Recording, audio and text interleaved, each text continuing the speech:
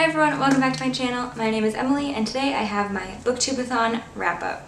I did attempt to vlog during the week of Booktube-a-thon, but it was kind of a mess and I was attempting to edit the video footage of all of it and it was just not going well, so we're just going to do a wrap-up and I'll talk about my week with Booktube-a-thon and everything that I read.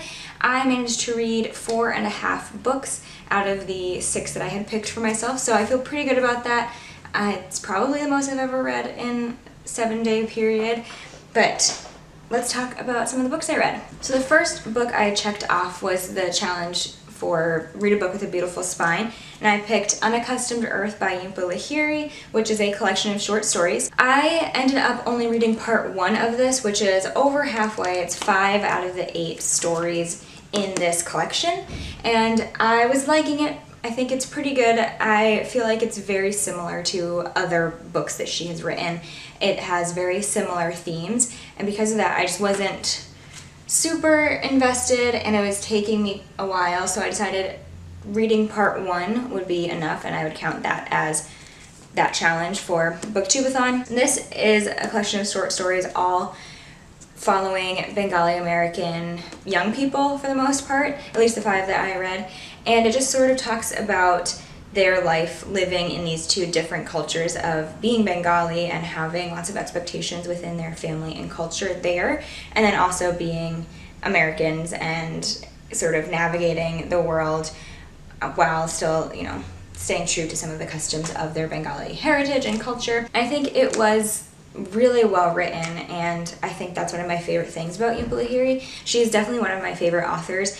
I absolutely adore her full-length novel called The Namesake, and this one was no exception. She definitely has such a way with words and is able to incorporate such intricate details into the stories that I'm always impressed with. This would probably, at least the first half, would probably get 3 stars just because it's good and I'm enjoying it, but it's nothing that's like blowing me away. It feels very similar to her other collection of short stories called Interpreter of Mallees, which I enjoyed definitely more than this one. This is definitely one that I will finish up at some point, but that definitely fulfilled the Beautiful Spine challenge, and I was feeling pretty good about my first read of the read-a-thon. And next I read in one sitting the book that I chose for A Book About Something You Would Like to Do, and that was Spinning by Tilly Walden. This is a graphic memoir about a woman, Tilly Walden, who grew up figure skating and doing competitive synchronized skating as well, and it just kind of is about her experience with that world, and it's a coming-of-age story, it's a coming-out story. It talks about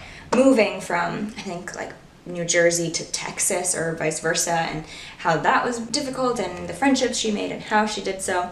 There's a lot of themes covered within this book, and like I said, I read it in one sitting, probably in like an hour. It's really quick despite the length. The artwork is also done by Tilly Walden, and I think it's really beautiful. I love the use of color, well, or like minimal use of color, if that makes sense. It was interesting to see into the world of competitive skating. I don't know if it resonated with me as much as it would for someone who grew up either skating or doing some sort of very intense competitive level sport or activity, because I couldn't totally appreciate some of the things that she was talking about, just having never done that. But obviously, from the prompt, I would love to know how to figure skate. I'm a horrible ice skater. I find it really amazing to watch. One of my favorite things about this is the chapter pages all have a different jump. So it says the chapter, Walt's jump, she draws it, and then kind of like her feelings about it and what it is. I don't know why I love that so much, but I did, and I think overall this was great. It was really, really quick.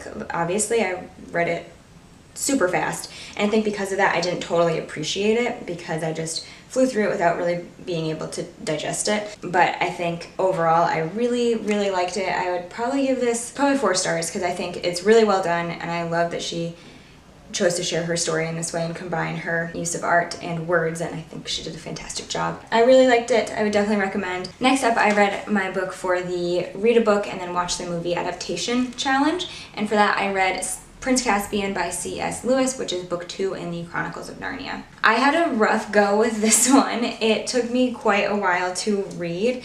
I just didn't feel as engaged as I did with Lion, the Witch, and the Wardrobe. It felt really slow to me. I was just kind of reading it in short bursts rather than wanting to sit down and really take it all in. I had a hard time following along with what was going on. There were a lot of new characters introduced, and they were all different kinds of creatures and species, so that was also hard to keep track of, especially considering I was reading it just like in little chunks at a time. I also didn't end up watching the movie just because I don't have a way to do so. I was gonna get it from the library and just never made my way there to get it.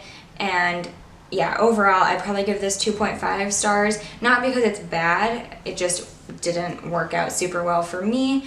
I didn't love it as much as I loved Lion, the Witch, and the Wardrobe, but I do want to continue with the Chronicles of Narnia because I feel like it's a series that I am really curious about and I feel like I kind of missed out on as a kid. I think I need to be in more of a mindset to read middle grade fantasy next time I pick up a Chronicles of Narnia book. So 2.5 stars there. Not a bad book, just wasn't what I wanted to read at the time, or it wasn't the right time for me to read that one. So next I fulfilled the challenge of read a book while wearing the same hat the whole time, and for that I read Oracle, which is a collection of poems by Kate Marvin. I think I said this in my TBR, but I don't really read poetry at all. I'm not very well versed in poetry, and I think because of that this really went over my head. I don't think I totally absorbed what she was going for. I think it was definitely very symbolic and metaphorical in many cases, and I had a hard time reading these poems. I don't think this is like beginner poetry. It was interesting, and I feel like some of them I did really enjoy. There were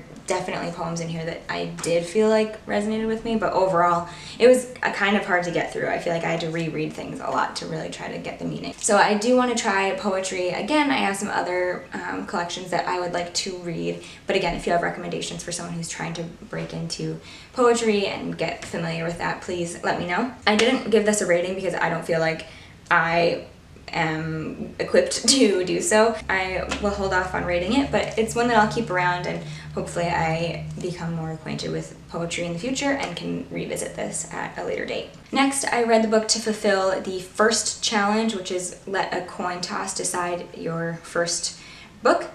And if you remember from my TBR video, I was choosing between two Adam Silvera books, and I ended up getting History Is All You Left Me by Adam Silvera. I really enjoyed this. I read They Both Die at the End back in June, and it absolutely destroyed me. I was sobbing, I was a mess. It was so good though, and I am so happy I finally read an Adam Silvera book.